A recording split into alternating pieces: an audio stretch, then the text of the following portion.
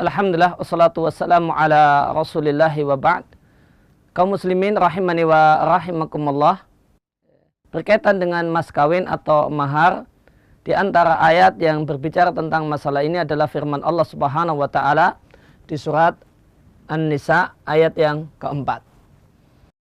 Ayat yang bunyinya adalah wa'atun nisaa saduqatihinna nihlah.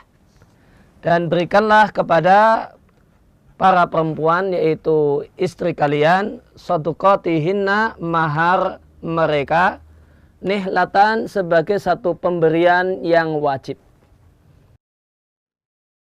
Fa in tibna lakum an syai'in minhu nafsan, maka jika jiwa mereka 100% tulus membagikan sedikit dari mahar tersebut untuk kalian para suami, fakuluhu, maka silahkan kalian menikmatinya hani'am mari'a, dengan penuh kenikmatan dan tidak dengan penuh kenikmatan dan dengan penuh kesegaran. Artinya tidak berdosa. Kaum muslimin rahimani wa rahimakumullah, maka dalam ayat ini terdapat sejumlah poin kandungan. Pertama, Allah katakan wa'atun nisaa, berikanlah kepada para istri. Maka ayat ini menunjukkan bahwasanya mahar itu milik istri, bukan miliknya wali. Ya, bukan miliknya wali, bukan milik orang tuanya, akan tetapi milik si pengantin perempuan. Karena Allah katakan berikan kepada istrimu. Tentu yang dimaksudkan adalah berikan untuk istrimu sebagai hak milik untuk istrimu.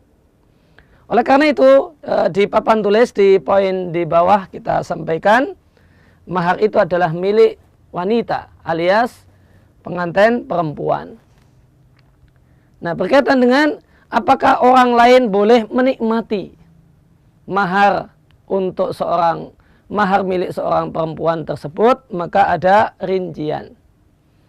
Rinciannya untuk orang lain selain ayah, maka boleh menikmati mahar yang menjadi hak milik seorang perempuan, namun dengan syarat ridho 100% tulus, bukan karena malu, bukan karena sungkan kemudian mengizinkan, terpaksa kemudian akhirnya mengizinkan.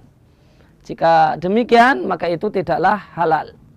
Harus 100% karena keridhaan dan kerelaan, bukan karena malu, orang Jawa bilang pekewoh, bukan karena sungkan, bukan pula karena terpaksa. Maka baru boleh ikut menikmati dan ikut merasakan. Termasuk diantaranya adalah suami. Suami boleh ikut menikmati mahar yang menjadi milik istrinya, karena mahalnya misalnya berupa mobil.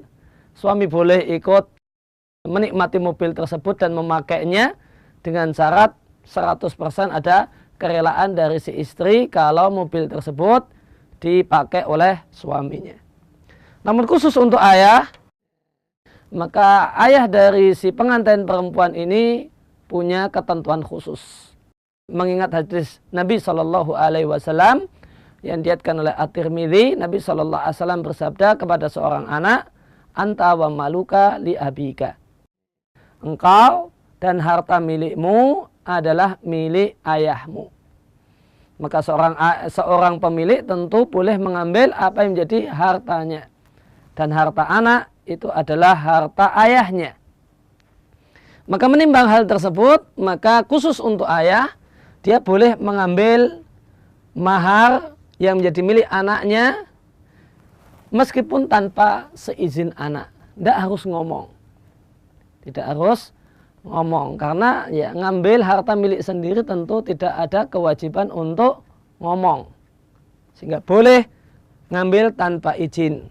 Namun menimbang hadis yang lain yang mengatakan la darara wa la dirara, tidak boleh membahayakan dan merugikan orang lain ataupun diri sendiri sengaja ataupun tidak sengaja, maka ada ketentuan berikutnya.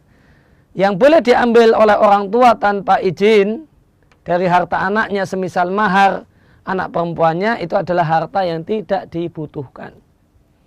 Tidak dibutuhkan oleh si anak. Misalnya maharnya berupa kendaraan, motor misalnya. Maharnya berupa motor. Kemudian si anak gadis ini punya beberapa motor. Motor pribadinya saja, anggap saja 3 buah. Yang salah satunya adalah mahar. Maka, wah kok ini motor yang mahar ini cuma nganggur, tidak dipakai. Karena satu orang punya 3 buah motor. Maka si ayah boleh mengambilnya. Karena itu satu hal yang tidak dibutuhkan oleh si anak. Kemudian poin yang ketiga adalah tidak merugikan dan menyusahkan si anak. Ini mengambil harta si anak ini adalah merugikan dan menyusahkan manakala harta tersebut dibutuhkan. Maharnya berupa sebuah motor dan motor ini diperlukan dan dipakai oleh si anak, maka tidak boleh diambil. Demikian juga bisa kita tambahkan syarat yang lain atau ketentuan yang lain, tidak boleh ngambil harta satu anak untuk diberikan kepada anak yang lain. Ini dia punya anak gadis, maharnya motor, nganggur, diambil. Ini tidak mengapa, namun jika diambil untuk diberikan kepada anak yang lain, ini tidak diperkenankan. Karena ini hanya akan menimbulkan madarat di antara anak. Ketidaksenangan, kemudian hasad, iri dengki di antara anak. Maka motor tersebut atau harta tersebut diambil oleh si ayah untuk kepentingan si ayah. Tidak untuk diberikan kepada anak yang lain. Maka ini ketentuan berkaitan dengan masalah penggunaan harta anak perempuan yang dia dapatkan berupa mahar dari suaminya. Maka kemudian Allah katakan, berikanlah kepada para istri kalian shadaqatihinna, apa yang jadi maharnya. Maka ini menunjukkan bahasanya mahar hukumnya wajib. Karena Allah perintahkan suami untuk memberikan mahar kepada istrinya. Dan pada dasarnya perintah itu menghasilkan hukum wajib. Maka wajib hukumnya seorang suami menyerahkan mahar kepada istrinya. Kemudian Allah tegaskan nihlatan sebagai pemberian yang wajib. Maka ini penegasan kalau pemberian mahar seorang suami kepada istrinya hukumnya wajib. Bukan satu hal yang sunnah, namun satu hal yang harus, tidak harus diberikan. Kemudian poin berikutnya adalah berkaitan dengan apakah suami boleh ikut memanfaatkan mahar yang telah dia serahkan kepada istrinya. Allah sampaikan, fa in tibna lakum an syai'in minhu nafsan fakulu hani'am mari'a. Suami boleh menikmati mahar yang merupakan harta milik istrinya dengan satu syarat, yaitu tibna lakum an syai'in minhu nafsan. Jiwanya 100% merelakannya. Bukan karena diancam oleh suami, bukan karena sungkan dengan suami, bukan karena takut dengan suami, namun memang 100% hatinya tulus. Silahkan, ini mahar pernikahan kita jika engkau mau ikut memanfaatkannya.